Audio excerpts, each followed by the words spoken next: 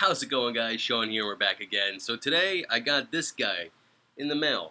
I'm sure you guys already know what the video is about because you guys read the description, I would think. So this is the Aspire Atlantis V2. I got this guy today, actually. It's pretty nice. I just opened it up. I haven't even used it yet, to be honest. So I'm going to go ahead and talk about it and give you guys my first impressions on it and stuff. The first thing I noticed about it is I believe the juice well is a little deeper. So I believe this holds 3 milliliters of juice. You got a lot of adjustable airflow on this thing, including the actual cap. See right there? You guys can turn it. And you also got the airflow in the lid as well as a very wide mouth top. You got a wide mouthpiece on there. Actually see all the way to the bottom. Your basic 510 connector. I believe it's 22 millimeters in diameter. I could be wrong. It's a lot bigger, and it has some weight to it as well. You got your basic 2 pieces. I believe you can buy a different glass top to hold more juice in it. I'm not entirely sure. Got your pretty large O-ring on there. That's always nice. I imagine it's not going to leak. I haven't had any leaking problems with the original Atlantis, so I doubt there'll be any on this one as well. And also on the bottom here, you also have more adjustable airflow. It's hot. My hands are sweaty. It's gross. And if I can just turn it, I can't. No, try putting it back in here. So this is your lowest airflow settings right there. And you could also change it to that.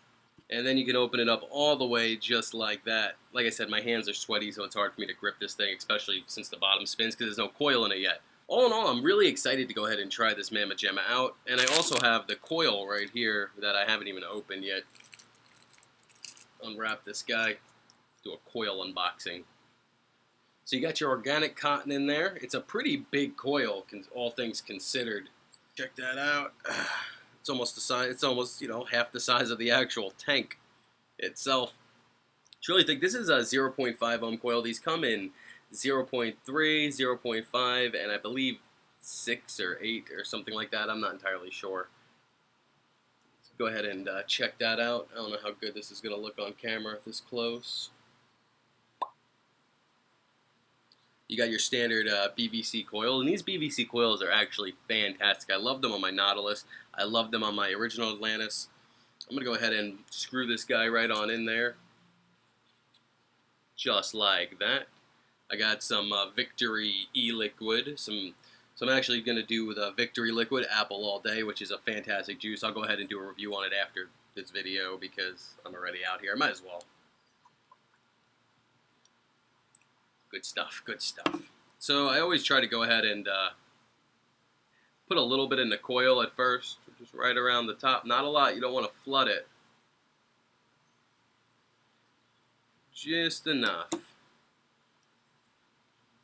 Another good practice is to actually take the coil out and just drip some e-juice right down in the cotton holes right there. It helps so you won't get the big dry hit out of it everybody fears. You don't want to flood it though. Don't put a lot in there. Just a little bit to lube it on up. It's weird because I usually drip all the time, so to actually fill a full tank up, to me it's a commitment. You gotta, unless you want to waste your juice, you really gotta sit there and really like what you're putting in there. That's why I prefer to drip all the time, to be honest. But a tank is good to have when you're out and about and you're driving and all that other stuff. You don't want to drip and drive. Friends don't let friends drip and drive. Alright, so that's all on there, just like that. Then close this bottle up so we don't get any spillage going on. So I'm going to let this sit for a little bit just to go ahead and let it marinate on the coil, if you will. I'm going to start off on the lowest airflow setting and the juice well off, the airflow in the juice well off, and then we'll go ahead and open it up slowly and give it a pull it a few times and see exactly how this thing stacks up. Drinking my artificial fruit punch soda. It's probably extremely bad for you, all that food coloring and stuff in it, but it's delicious.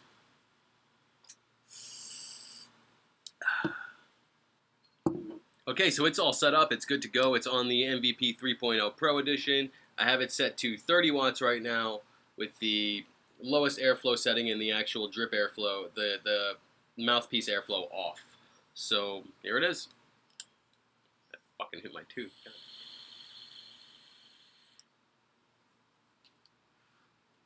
Great flavor, even on that low airflow setting. It's a really, really quiet tank, too. I remember I have another sub-ohm tank, and every time you hit that thing, it's like... It's loud. I don't mind it. It crackles a little bit. This one is completely dead silent.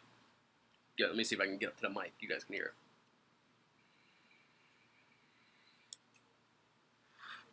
Nothing there. The mouthpiece is my favorite part about it so far, so I'm going to go ahead and crank this up to about, let's go to 35 watts, and we'll open up the airflow settings all the way on the bottom. We'll still leave the mouthpiece airflow off, just for the sake of argument.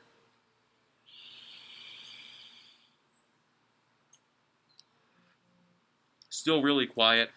Love the airflow on the bottom. I'm going to go ahead and hit it with the, I'm going to go ahead and pull it with the actual mouthpiece airflow open and see if that adds any significant difference to it or whatnot, what have you.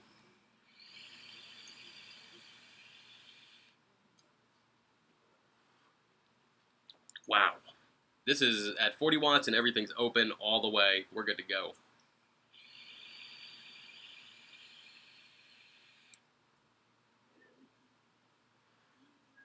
Fantastic tank. Absolutely fantastic. It's one of the better sub-ohm tanks out there. I have 4 of them, no, 3 of them. I have 3 sub-ohm tanks. I had the Atlantis, but I traded that one in, actually, for this one. We had a trade-in thing around here, whatever. It was pretty cool. Definitely one of the better sub-ohm tanks. My favorite thing about it thus far, again, I keep on saying it, is the actual wide mouthpiece and the actual adjustable airflow on the mouthpiece. I haven't really seen that around too much. I'm sure there's other different sub-ohm tanks out there with the actual adjustable airflow on the mouthpiece, but this is the first one I've actually had the time to sit and experience. Amazing flavor out of it. It goes down just really, really smooth. It's almost like you're dripping, but you're not, essentially. That's how most of these sub-ohm tanks are. I still prefer dripping, but as far as my everyday tank goes from this point forward, I'm probably going to be rocking this Atlantis V2.